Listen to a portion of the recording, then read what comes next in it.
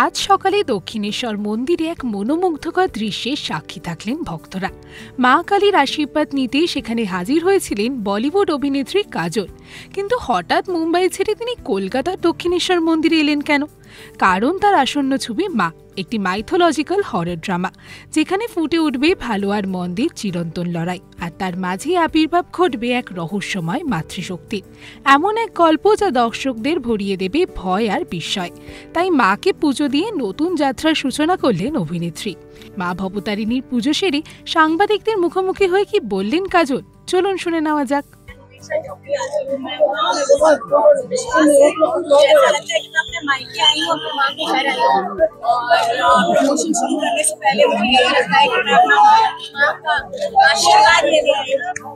मुझे आशीर्वाद दिया है, मैं आपके सामने खड़ी हूँ।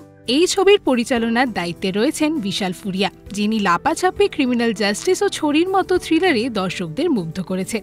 কাজলের পাশাপাশি ছবিতে গুরুত্বপূর্ণ চরিত্রে থাকছেন রণিত রায় ও ইন্দ্রনীল সেনগুপ্ত।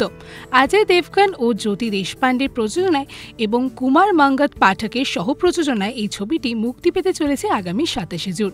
আজকের ভিডিওটি আপনাদের কেমন লাগলো জানাতে ভুলবেন না আমাদের কমেন্ট সেকশনে।